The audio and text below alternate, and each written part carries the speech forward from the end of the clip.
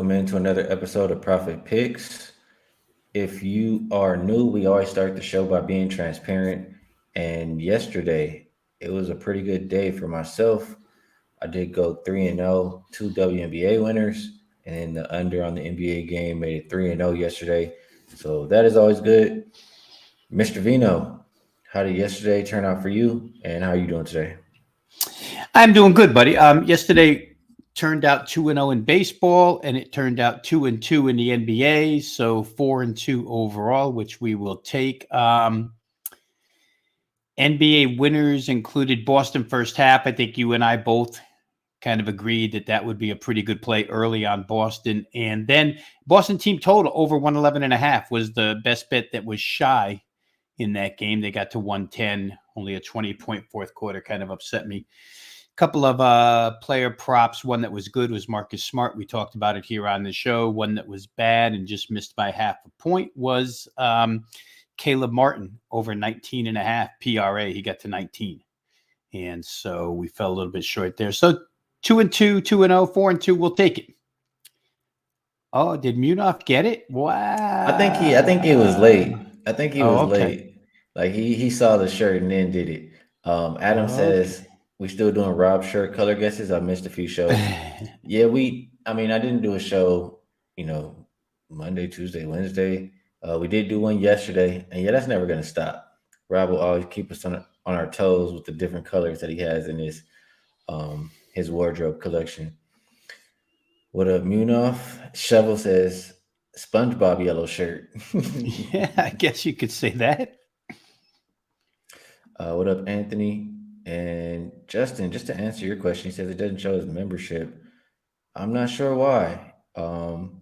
Maybe it expired or something, but I do see Anthony's is showing here. So just try to check it out and figure it out. And if you need my help, let me know. He said, Chris says Aces started out slow, but they came through. And he says he bet both of the WNBA bets in cash. Love to hear that.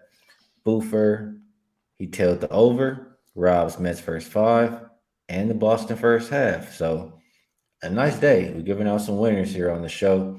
Let's try and keep that going here today. I do want to keep it kind of the same as yesterday. We'll do WNBA first, then we'll touch a little bit of MLB because that goes today, and then we'll talk a little bit of NBA for tomorrow. So, first game up, we will go 601, 602. We're looking at the Washington Mystics heading into Chicago to face the Sky. This game opened Mystics -1. We now see them pretty much a 5-point favorite everywhere. Total for this game opened 158.5, and it's as low as 156.5 at Circa. Injury report: Maisha Hines Allen still out, not quite ready to make her debut yet. For Chicago, looks like Marina Mabry is going to be back in the lineup over there for them. Still without Izzy, um, Ruthie, and this other last person I don't even know. I don't think she matters too much there, or maybe just a new player. So how I feel about this first game? My first thought was to go with the Mystics, and I can definitely understand why the line is shot up from 1-5. They're 1-2 right now, I believe, to start the year, and coming off of a couple losses versus Sun, it's kind of like almost must win kind of a deal. This is a team that it's still a lot of players on the team from when they won that championship. A team that has a lot of pride, and they're supposed to be a lot better than 1-2 to start the year. Even though granted, Connecticut just has their number. So I do think Washington is the right side, just because I think they're the more talented team. They have the more cohesion as far as the players staying together longer. They're the better defensive team, and I just think they're all around better. I don't like that they're on the road. I don't like that they have a rest disadvantage. So for those reasons, I didn't get involved. And usually when I like the Mystics, I like to chop the game in half. I'll take them in the first half. So if I was taking a side here today, it'll be Mystics first half -2.5. Sometimes, they mess around at the end of the games and let the team sneak back in. So lean Mystics first half. But I disagree with the move on the total. I understand why it's gone from 158.5 down to 156.5, but And why is because so far we've seen the Sky playing at the slowest pace in the league, playing pretty solid defense. And the Mystics, they were the number one defensive team last year, still capable of playing that lockdown defense. And they don't usually like to play too fast either. But just looking at that last game, that for one, I mentioned this. Looking at, I'll talk about the Sky side first. So the Sky, they have 4 days off before this game. So to me, that gives them time to work on their offense. Everything that was going wrong, to get the practice in and work on whatever was wrong. You get Marina Mabry back in the lineup, that's going to give you a boost on offense because, and I feel like she plays with a little bit more pace than Dana Evans, and she's a better shooter, playmaker. So I like her in the lineup for the offense. And then on the Mystic side, I like them pretty much from what the coach was saying and how they started to play a little bit faster. I feel like, when Connecticut was pushing them. So Coach Tebow, he says, our spacing wasn't the best in transition. We had opportunities to throw the ball ahead and reverse it quickly, and we kind of played on one side of the floor. We forced 13 turnovers, and we should be out on some of those. So to me, that sounds like they're going to be pushing the pace, getting out in transition as many times as they can to get some easy baskets. And also, I understand they're not the best 3-point shooting team in the league, the Washington Mystics. Um, but they're a lot better than what they've shown. Like they haven't even hit 30% in one game yet. And to put that in perspective, like in the WNBA, last year, the worst team in the league shot 32%. So I think at some point the offense is going to turn. I think that will be tonight. I think they're going to play faster. And I think Chicago is also going to play faster. And all of those line up for me to take the over. So, like I said, I understand why the line is coming down because of how these teams have played so far and how we view these teams in general. But I just think tonight is a different situation. So I would be taking over 156 and a half. Just to be transparent, when I do my recap, I'm on over 158 and a half. You guys can get a better line than me. So, Rob, maybe I did a long winded breakdown on that one, but any opinion on Washington and Chicago? Well, I think what you said in the beginning, Ski, about maybe breaking this game in half, playing Washington at first half. The strength of schedule is hugely different, right? I mean, Washington's gone through New York and 2 games against Connecticut, where the other side has played Minnesota and Phoenix. Minnesota again failed last night, right? We talked about their 0-2 at home to start the year, go to Phoenix, lose again last night. Phoenix still trying to put some things together over there. So they haven't played really any rough competition yet. Although I will say I was surprised that Chicago started 2-0 into the season. So maybe they are is still a little bit underrated. I'm not sure though. I think Washington's probably the better team. I would prefer taking the visitor first half. And to the rest advantage, I always wonder, Ski, where the drawing line is or where the dividing line is on how much rest is too much rest and can become early rust. Chicago, as you mentioned, has had a long time off, and maybe you come out a little rusty because you've had so much time off. So I think I would, if I were going to look, and I didn't, I'm fooling around with trying to get myself up to speed with this league. So I'm not really playing right now. I'm just trying to do handicap as best I can, listen to you, and then watch results. But if it were me, I would look at Washington first half here. And I do like that play. I didn't play it yet, but doesn't mean that I won't get there by the end of the day. So good stuff. Washington Mystics and Chicago Sky. This next game is going to be 6:03, 6:04. Dallas heading into Seattle. Opened up wings -7 is down to 4.5. Total open 163 and a half, and it's as low as 159 and a half. For the injury report, get over here. Gabby Williams not playing for the Storm. For the Wings, it looks like Terry McCowan is game time decision, but she's very likely to play. Diamond DeShields is out, and looks like everybody else who matters is going to be available. Satu Sabali's in there, Natasha Howard, Enrique. My thought on this is I just don't view the Wings as a team that I trust to win by margin. Can they win by margin? Absolutely.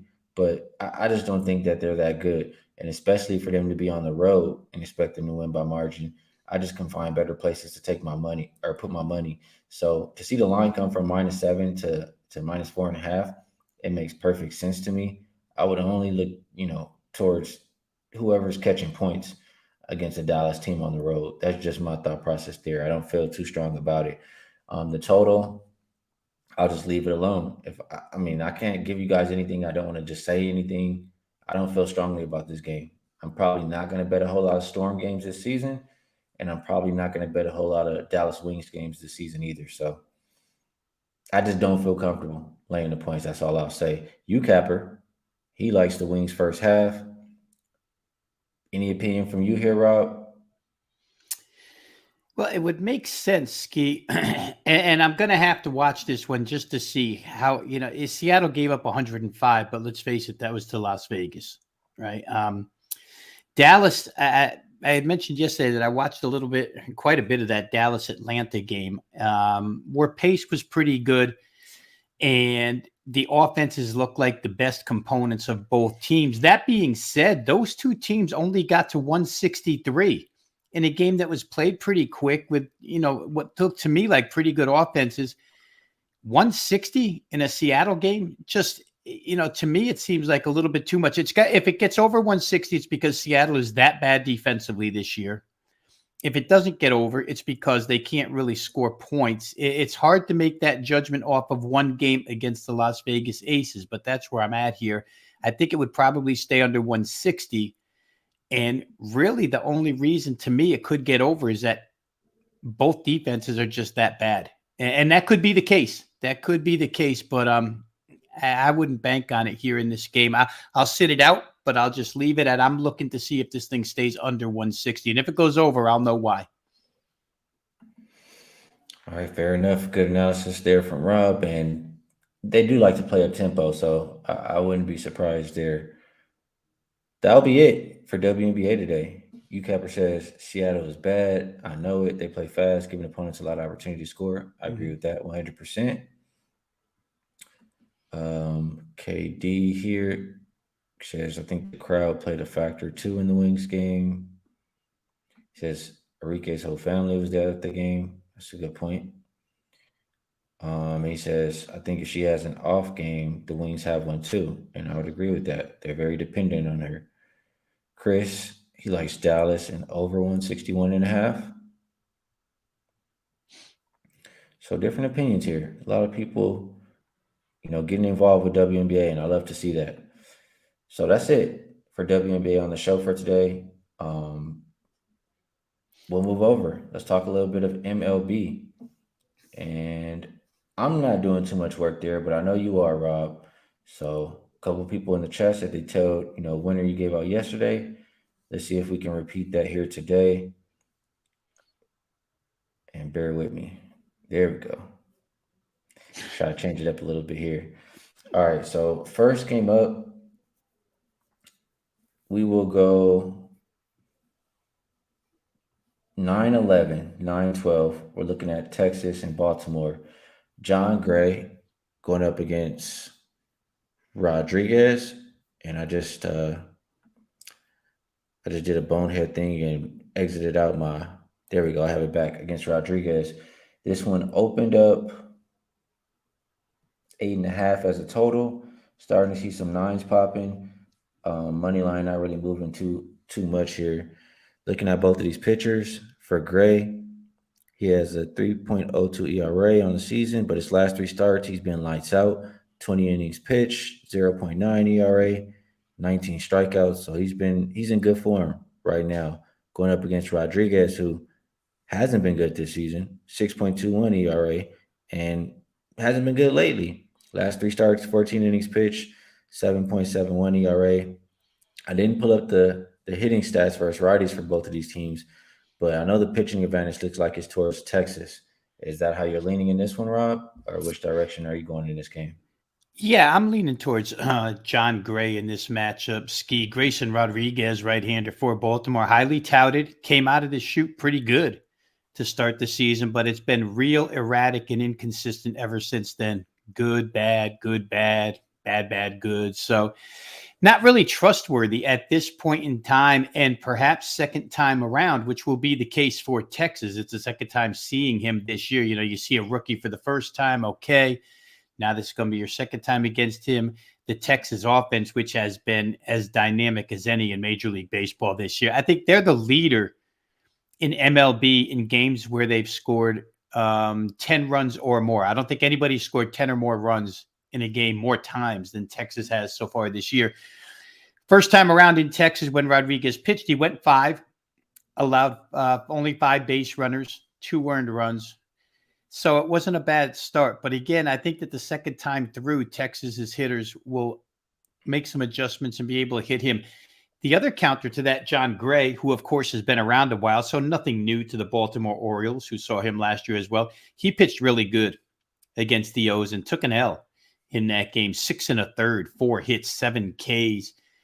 His last 3, as you mentioned, have been terrific. I would think that Texas gets to Rodriguez early here. And I went ahead and played full game Skee. I have a little bit of trust in that Texas bullpen to hang on here if need be late. I see in the comment section there that you just rolled through, somebody was pointing out Baltimore's slow starts, and it's been the case. Their starting pitching hasn't been great. Their late inning stuff has been really good. But they're running into a team here that does throw real well out of the bullpen. And I think that Gray probably gets them through 6, maybe even 7 here. So I'm going to go that way. They're a pretty good underdog for this good of a pitcher in this good of current form with this good of an offense. You're going to take back $1.15, $1.20 on this game. So that's where I'm at. John Gray plus I think I got 15 cents on this game. So you can shop it a little better now and get yourself 20 cents in some place, or maybe not. I'm starting to see they've all disappeared. So 15 may be the best you can get. But I think it's a good way to go with a pitcher who's red hot, with a pitcher who's been good all year, with a pitcher who pitched well against this team first time around, and a lineup that's going to see this kid for the second time here. I think we'll see Texas hit him pretty well. A couple people in the chat agreeing with the Rangers here. Munaf and Akbar both say they like the team total. Would you also be looking at a team total here? Or Yeah, you can definitely look team total with Texas because they hit the baseball this year. No question about it. And I would say this, Skee, that when Rodriguez is bad, he's really bad. So getting runs off him, if he doesn't have it, is not a problem. So I would not be surprised if Texas team total gets over. I would prefer it because I have that side. all right, good stuff. EQ, he says, why aren't they favorites? Um, looking at the starting pitcher matchup, I can't figure that out either. And I looked at how both teams are versus righties. Weighted runs created plus the last 2 weeks. 6th for Texas, 9th for Baltimore. I don't know why they aren't favorites, but I would be looking towards their side. Munaf giving some more stats on Rodriguez says his home starts opposition has scored 9, 8, 4, and 2. So they're lighting this guy up. Only one way to look in this game, and I agree with Mr. Veno here. So let's move over to the next game. We'll go backwards a little bit here. 9:09, 9:10. Chicago White Sox against the Detroit Tigers. Looking at Lance Lynn versus Wentz. Total opened 8.5, still sitting at 8.5. I think the White Sox here are about minus 150 favorite. Let me take a look at both starting pitchers. So for Chicago, for Lynn, 6.28 ERA on the season. Last 3 starts, he went 18 innings, has a 5 ERA, 17 strikeouts there. For Wentz, 7.45 ERA on the season. So he's been even worse, and he's been worse lately. Only 10 innings, his last 3 starts, 9.58 ERA. So he's getting lit up just like maybe, or I was going to say just like Rodriguez, but I don't want to misspeak because I haven't been following baseball too close, but these numbers are not good. So I would be thinking we're trying to play on Lynn. I know in previous years, White Sox versus lefties were pretty good. Is that your angle here? You rolling with the White Sox route? Well, the main angle here is I'm just a guy that plays Lance Lynn when he's going good. Lance Lynn's almost like two different pitchers. When he's not on a roll, you don't want to be near him at all, because he'll rattle off 4, 5, 6 starts in a row where he doesn't perform well. That's kind of the way he started the year, Ski. But when he gets into a groove, he's still tough to hit. He's still tough to beat. It's a mediocre Detroit lineup against the guy in Lance Lynn, who, and you try to be a little bit proactive with these guys, right? He's already got 2 good starts under his belt heading into this. 13 innings, only 3 earned runs allowed, 13 Ks, only 2 walks. So Lance Lynn, when he gets it rolling, I'm one of those guys who likes to be on his side. And to me, right now, he's got it rolling. The ERA is going to come down to 6.28 for overall season. Looks pretty bad, but certainly the way he's throwing right now, and Cleveland and Kansas City, probably in the same class of offense that Detroit is, certainly come from the same division. Joey Wentz, I think you hit it best. Joey Wentz has not thrown well whatsoever. He barely gets to 5 innings in most starts anyway. I happen just to give the play real quick. I played White Sox minus half a run first 5 innings. I want the starting pitching edge over the first 5. And the White Sox, although they're not the dominant team against left-handers that we remember, Ski, from a couple of years back, they're still better this year. When you look at their numbers, they're better against lefties than they are against righties. So divisional matchup, White Sox, a preseason choice to do big things, has not gone their way early, but they're starting to spin their wheels in an upward manner right now. So divisional game, I'm going to look that way. I just want to be on the hot pitcher. And this pitcher in particular, there's certain guys across Major League Baseball that there's no middle ground. Either they're really good and you want to be on, or they're really bad and you want to fade. And Lance Lynn's one of those. So I think it provides us a pretty good opportunity tonight at minus 10 cents, first 5, minus half a run. And that sounds good to me too. I would be down to fade Wentz there and back the White Sox early as well. So good stuff on that one. And let's move over to the last one for today. 927, 928. Boston Red Sox heading into Arizona to face the Diamondbacks. Chris Sale going up against, and I don't know this guy, Fat. I'm just gonna say that for I don't know how to say his name. I don't know who he is. Total open 8.5. It's up to 9 at most spots. And it looks like the Red Sox are they open minus 150, but some money's coming the other way because they're down to about a minus 135, minus 132 even at circa. Looking at both of these pitchers, Chris Sale on the season, pretty much a 5 ERA. Last 3 starts, though, he's been a little bit better. 21 innings pitched, 2.57 ERA, and 27 strikeouts. So maybe if you want to back him, you look at his strikeout prop. Arizona for Fat, he has a 7.65 ERA on the season. Last 3 starts, he went 15 innings, about a 5.87 ERA there, only 11 strikeouts. So I have a feeling you're going to tell me to fade this guy for Arizona as far as a starting pitcher. And I personally do not trust Chris Sale either. He's been a guy that I've faded over the past few years since he started having these surgeries, et cetera, et cetera. And so if I don't trust either one of these guys, and I think Boston, you can correct me if I'm wrong, but they're not that good on the road. I just don't know. I don't know who to trust here. My best bet would be to go over. Is that the way you're looking in this one? I'm going to look the Red Sox way, Ski, and it is somewhat of a fade of Brandon. I guess they pronounce it, their home announcers pronounce it Fa. The double A, kind of a European sound there. Brandon Fa has not been good against any reliable offense so far. The one game that he did pitch against the Texas Rangers, he got absolutely slammed. The Red Sox are that kind of an offense that can do that to him. Chris Sale, 4-1-1 in his last 6 decisions, 4 wins, 1 loss. 3-1-2, 2 no decisions in there. But you talked about the strikeouts, 27 strikeouts in the last 3 games. Boofer.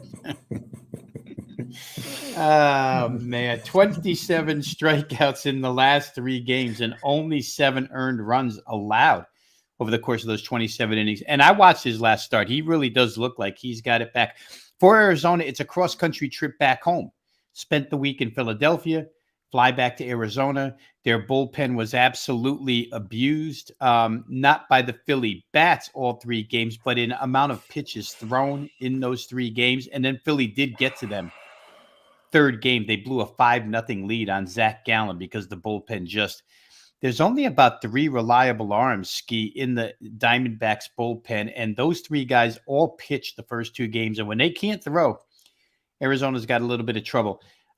Red Sox come in on a losing streak, got swept by the Angels. I think they lost one before that to the Padres. So after playing really well, sort of hit the skids again. But I trust their offense here to make it happen early against Arizona. And Arizona, for what it's worth, very good offensive team this year, very fast team as well. But I prefer them when they have their left-handed lineup in against righties. They're a lot better to me in watching them over the course of the past month when they have their left-handed stack lineup in there rather than their right-handers who are strikeout. I don't want to say, let's just say they're prone to strike out more with their right-handed bats, Christian Walker, et cetera, et cetera. I think Sale's a strikeout pitcher, probably causes them trouble in the matchup here. So I tried the Red Sox. Once again, I'm always trying to shave these numbers down, Skee. You don't want to lay. I don't like to lay big price in Major League Baseball. So with Boston, I took the starting pitching advantage one more time. First 5 innings, minus half a run, only minus 5 cents. Boston needs to be ahead at the end of 5. I think they will be here. All right, Rob, getting in and getting out. Rolling with the Red Sox early. YVK says Red Sox bounce back spot. Good stuff on the diamond here, Rob. You know, a couple of plays that you said here, they sound pretty damn good to me. So hopefully they translate into some winners for the day. I'm ready to talk a little bit of NBA now. All right. This comment here, Pick Zombie says Mystics coach is in over his head. We'll see. I mean, the coach, he's a son of a really good coach. He was around, watched how his dad did things. We'll see. It's a little bit early, I think, to make that assumption, but we shall see. Let me see if I can get back over here to NBA. I don't know what I'm doing now. There we go. Let's get to 501, 502 tomorrow. We're looking at Boston and Miami. This game opened up Boston -3, down to about 2.5-point favorite. Total open 212.5. And make sure you line shop depending on what you like. I see a 210 at Circa. I see 211 at a lot of other shops. So, make sure you get the best of the number depending on what you like. Heat went up 3-0 in this series, Mr. Veno. Celtics, they said, we ain't going out like that. They responded a little bit saying, we ain't give up. They've won 2 games in a row now. Still a favorite here in this game. Do you think they're rightfully favored? Do you think that they figured some things out? Is this now a team that we can trust? Has Missoula got his shit together? How are you feeling about Boston and Miami right now? Yeah, those last 2 questions, Skee, are tough to say yes to. Can we trust them now? God, I don't know. Does Missoula have his shit together? God, I don't know. I think a lot will depend on whether or not Gabe Vincent's able to go. Let's hope for the sake of the series that he is able to go on that ankle. Without him in the lineup, I think you saw it again last night. They're just depth shy. And they have to be able to well, you know what? I was just about to say they have to be able to hit those threes to beat Boston. Now, last night they shot 51% from the field and lost by 13.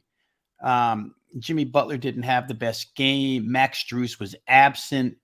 Really, the 3-point shooting of Vincent was missed. Kyle Lowry, I saw somebody in the comment section say he's stealing money. I couldn't agree anymore at this point. He just doesn't put up a lot where scoring is concerned. So Vincent to me is huge. He was huge last night. It'd be huge again. But all that being said, if you ask me who I trust, I would trust Eric Spoelstra to once again be the better coach. I said it to you yesterday that I think Boston has their confidence back, and that's a scary thing because they're certainly the deeper team, 1 through 9. They've got the better roster, and without Vincent, could be problematic. I'm still going through the game a little bit here, Ski. We see a tremendous drop in the total right off the bat, 210.5, or excuse me, 212.5 down to 210.5. I don't think, and maybe you saw it differently, but I don't think I saw the sense of urgency out of Miami last night that I think we'll see in game 6. I think they will be ready, and it'll be interesting to see if they get to Boston quick, Ski. I don't know if Boston reacts in a positive way. So a lot of things for me to still go over. I think early at this point, without knowing Vincent's status, I can't make a real good assessment of the game. Um, Total way down 210.5. I'm just going to check real quick here, Ski, Miami's team total for this game. So Miami, the last game they played at home, their team total was 109.5. Now it's 104.5. They dropped it 5 points in one home game. That may be a little bit too much too. I would think if Miami's going to play well with a sense of urgency, they would get over 104.5. So I'm going to have to look deeper into that. That's the first time I saw that number. Well, I'll tell you how I feel right now initially. Um, I agree that Celtics have got some confidence, a lot of confidence, and they just didn't like, how they were being talked to, how they were being, chirped at, all of those things. And, sorry, I got a phone call there, got to decline. And that person should know I'm on a show right now. But so I'm gonna have to yell at them after. But I definitely think they turned the corner. I just I agree with the last part that you said. I don't think we saw the sense of urgency, the effort that we're used to from this Miami Heat team. But now, the series 2 to 3 coming back home. I think this is a spot. It's do or die. It's all or nothing. Maybe they didn't take that game as serious as the Celtics because they know they have more bullets to fire and they know they have one more at home, which is probably their best chance to win. But I would expect 1,000% max effort, and I know Coach Spo is going to get whoever's available up to play for that game. So I think rightfully so, this line has come down from that big favorite price that we've seen the past couple of games, and I would only look towards Miami here. I still think Miami's going to win the series. I still have my price, plus 450 for them to advance the East or whatever the case may be. And I would only look towards them in this game. I think you say screw the points, you take the money line. We've never seen a team come back from 0-3 to win a series. In my mind, Miami does have a shot if it goes to game 7, but in my mind, they got to win game 6 here tonight, or it's going to be extremely tough to take this series in that next game. So Miami plus, only way I would look. As far as the total, I agree with it moving down. I just think, for one, from a Celtics perspective, I mean, they just won 2 games in a row. How did they win? By, locking in and playing a lot better defense. They held the Heat under 100 points in back-to-back games. They got 2 wins. Seems, pretty simple if you're talking about what they need to do to get the job done. So I think they still bring that intensity. Shout out to Chris. I see him down there in the chat. He let us know about the Celtics and elimination games. They're now 8-0 to the under their last 8 elimination games. So that just goes to show you how they play when their backs against the wall, or maybe if they have somebody else against the wall, they just tighten up on that defensive end. So I like that. And UCapper really quick says last time my team went down 0-3 and forced a game 7 was 2002. Interesting stat there.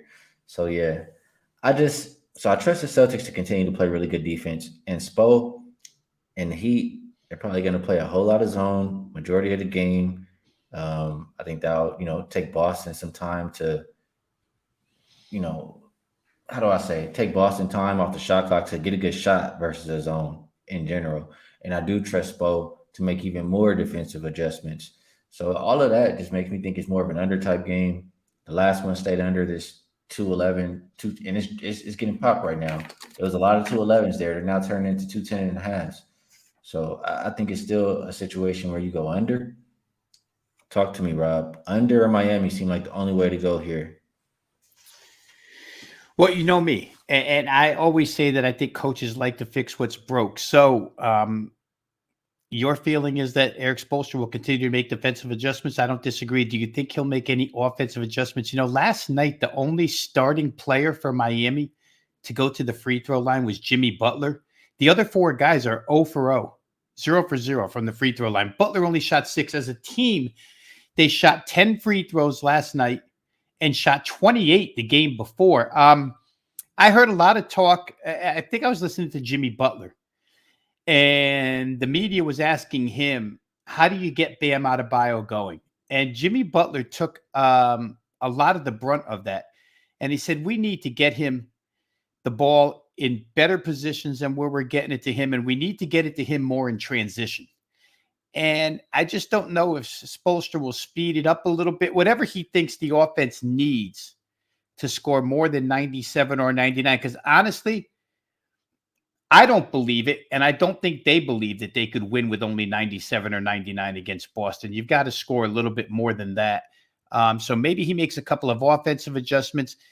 Again, I don't know the reason for this game coming down, other than maybe it's a total coming down, other than maybe it's a game 6 with a lot at stake and a lot on the line, or maybe it's somebody knows about the status of Gabe Vincent that I don't know at this point in time.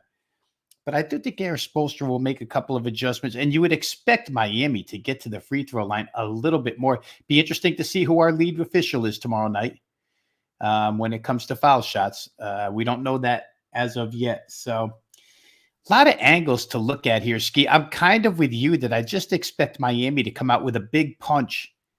And I don't know. Boston's been pretty good when they've gotten in that front running position, right? Second half, when they busted it open with that 16-0 run, boy, they were off to the races. And last night, when they got off quick, they were off to the races.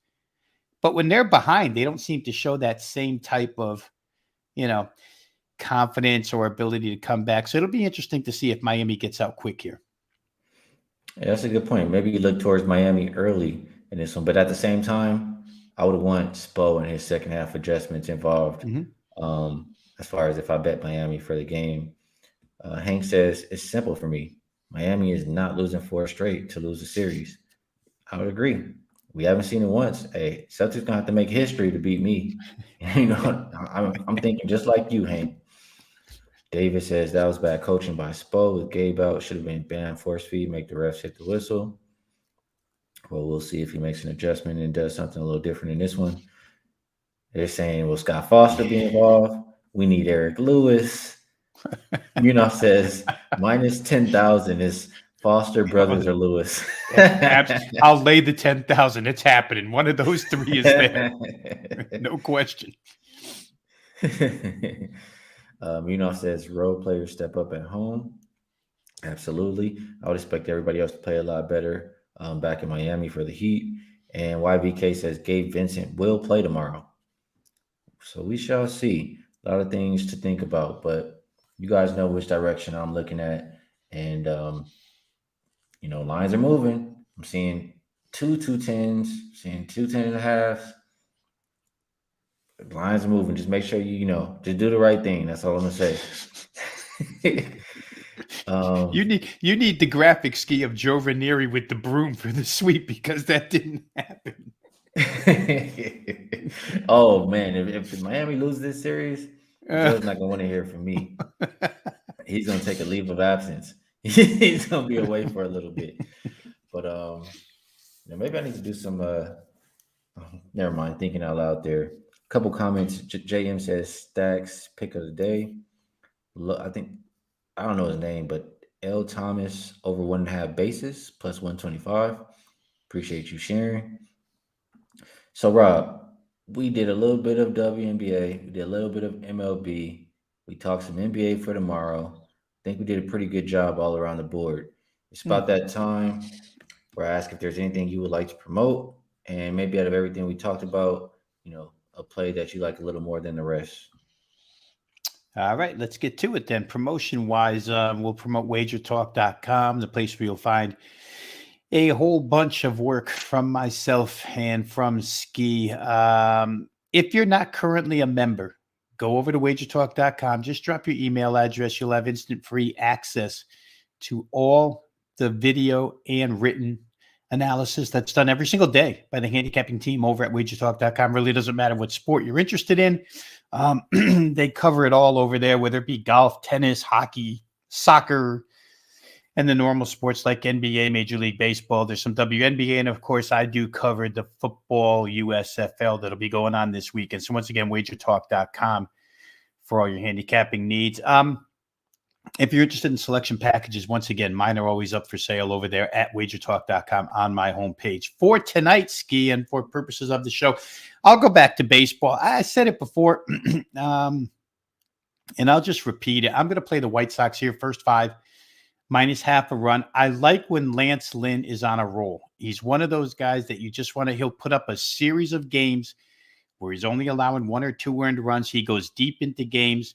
I trust him way more than I trust Wentz to get through 5 innings. And the White Sox are 7-3 in their last 10. They're starting to turn a little bit of a corner here. So I'm going to play it that way. White Sox with Lance Lynn. List your pitchers here because I am fading Wentz at the same time. So listed pitchers, Lynn versus Wentz. White Sox, first 5 innings, minus half a run, minus 10 cents.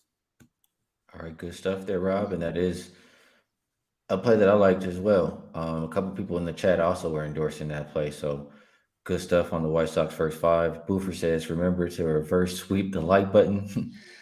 Much appreciated if you guys hit the like button for us. For myself, best bet, I will go. There's no NBA today. We'll go WNBA. And like I said, I disagree with the market. You guys can get a better line than me. I'll go Washington, Chicago, over 157 is consensus number right now. And my recap will have 158.5. I think they get 160 plus here tonight. So got a best bet for me, best bet for Mr. Veno. Hopefully we can have as much success as we had yesterday. And you guys in the chat, I always want to thank you guys. A lot of good information out there, especially player props. You guys are locked in on the player props. So I appreciate everything you guys bring to the table there. And also, you know how to have a good time. We always have a good time on the show, and I love it. So appreciate you guys in the chat. The show is nothing without you guys. Rob, I appreciate you as well, taking the time to come talk these games out with me. Feel like whenever I can come talk to you, it helps me think a lot clearly about, whatever I want to do on the slate. So I just want to tell you I appreciate you. And tomorrow, Saturday, we might not get a show. It's Memorial Day weekend. I've been party guy Skee a little bit lately, so I apologize for not as many shows, but we work hard, we play hard. If you want to know when we're going live, when we have a show, hit the subscribe button. If you like what we're doing, hit the like button, and best of luck on all your action. We'll catch you guys again later.